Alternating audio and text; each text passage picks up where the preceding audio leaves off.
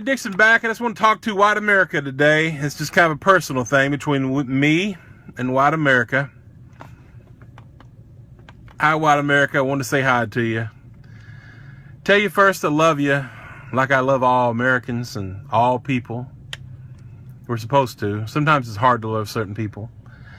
But I'm a little disappointed. All right, I'm a lot disappointed. All right, I'm fucking pissed. White America. We enslaved the Africans. We stole and robbed and committed genocide toward the indigenous people. That's our culture. That's our country. That's our nation. These are facts. Since we did all these things, starting with the enslavement of Africans and the genocide of indigenous people, we have spent our time defending that. We brought slaves here from Africa, not slaves. We brought human beings and turned them into slaves, enslaved them, and then we defended that. We took this land that we sleep on, we work on, that we have sex on, this land that we live on, that we harvest from and live from and steal from. We took this land from the indigenous folks that were already here, and we defended that. We did it. Our government defended it by laws. Our government defended it by propaganda. Our media defended it. Our culture defended it. Our people defended it. Then we had Jim Crow. White people, by and large, defended that. We had lynchings. The whole time, white people were defending the lynchings, the slaughter, the brutality. Now we have mass incarceration of people of color. White people are still defending that. We've always had police brutality. We've always had harassment toward people of color from police. We've always had gross racial disparities in every institution in our country and white people. That narrative of defense, defending that. Some things never change. We're still defending that thing called white supremacy. We're defending it. Why? Many reasons. 2 reasons is greed and fear.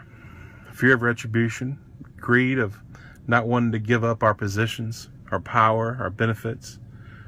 This country was made for white folks, obviously, and we're going to always defend that as white people. We always have. So we spend a lot of time defending a lot of injustice, white folks.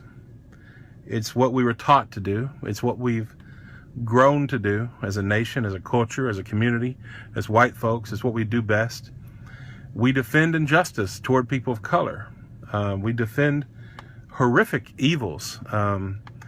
People right now, today, are defending what happened in South Carolina with a little black girl being brutally attacked by a racist police officer. Threw her across the room, choked her, slammed her on the ground, simply because she's grieving over her mom and her grandmother who she just lost, and she didn't want to give up her cell phone. She was acting out. No threat to anybody. White America right now is actively defending that racist police officer. It's 2015. White America is detached, disconnected, and they always have been. They've always lived with great apathy toward people of color. And we spend a lot of our time with these narratives of defense, apathy, denial. So here we are, defending white America, still defending injustice, still defending white supremacy. And like all bullies, our greatest fear is that somehow we're going to be bullied. We're scared. We always have been. Since we did these dirty evils, enslaved the Africans and stole the land from the indigenous people and committed genocide, horrible evils, we've been scared like all bullies. Bullies victimize. Bullies denigrate. Bullies disparage. Bullies demoralize. Bullies persecute. Bullies kill. Bullies brutalize. Bullies steal resources and steal. They steal one's very soul. They steal the will to live. They devalue. They try to teach other victims and oppress other peoples, and they tell them, you are not lovable. You're subhuman. I'm up here, you're down there. White America's a bully. White America's a bully. We're a big, fat, fucking ugly, big, fat, greedy bastard bully. I'm not saying all white people, and I'm not saying white people are inferior in any way. I'm just saying the facts. We have a bully mentality. We have narcissism on a scale that's I can't even fathom. If you think about what we've done, you think about what we do as a people, as a community, we're sick. We're psychotic. We got psychosis. Racially, I'm talking about. Like all bullies, we got issues. And our greatest fear is that our victims, the oppressed people that we've persecuted, killed, brutalized, enslaved, stole from, robbed, raped, we're afraid they're going to do all that dirty shit to us. Got a black president, everybody freaks the fuck out. White people are like, oh my God, they're going to make us slaves. He's going to get us raped and robbed and lynched, and it's going to be mass everything and mass killing, mass hysteria. It's going to be the great white apocalypse. No, he's just a president that happens to be black. Thank God. But it's that fear that keeps all these narratives going, and that indoctrination, that cultural, teaching, that cultural programming, that societal programming that we get. It's got us into these narratives and these twisted mentalities and these delusions racially. And this crazy fucking fear that somehow black and brown people and indigenous people are going to rise up and do all that big, great fucking payback, that karma.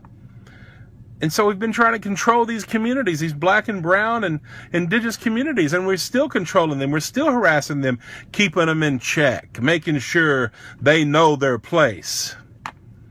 Get over your fucking fear, white America. Grow the fuck up. If they wanted to do something to us, they would have already fucking done it. Grow the fuck up. You're holding everybody back, including yourself.